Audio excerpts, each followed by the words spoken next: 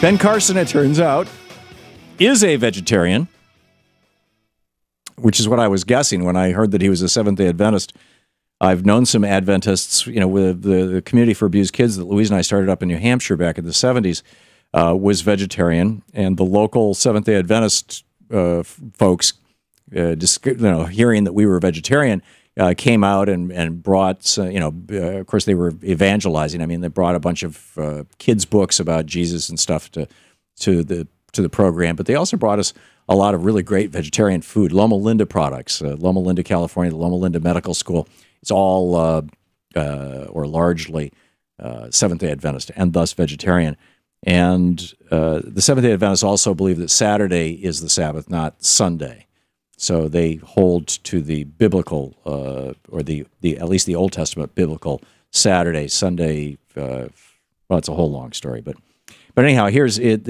Ben Carson told the Vegetarian Times in 1990 that a meatless diet would eventually catch on. This is from an article by Arthur Delaney and Ashley Allman in the. This must be it's the Huffington Post on May 20th.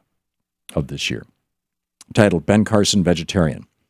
Carson told the Vegetarian Times in 1990 that a meatless diet would eventually catch. I've been on the cover of Vegetarian Times, by the way. It was 20 years ago, but and it was about our Community for Abused Kids. Maybe it was even 30 years ago that I was on the cover. In fact, I was on the cover of Vegetarian Times, and Dick Gregory was a full-page spread on the inside.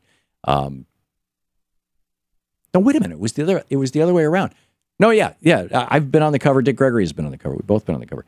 In any case, Ben Carson said, it might take 20 years, but eventually there will no longer be a reason for most people to eat meat, and animals will breathe a sigh of relief.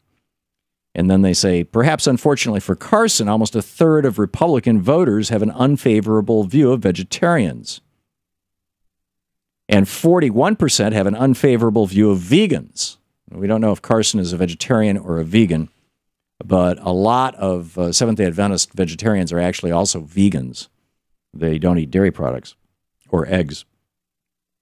And then they note Jeb Bush is probably eating enough meat for two people. He's doing the paleo diet on the campaign trail, eating meat, nuts, and berries.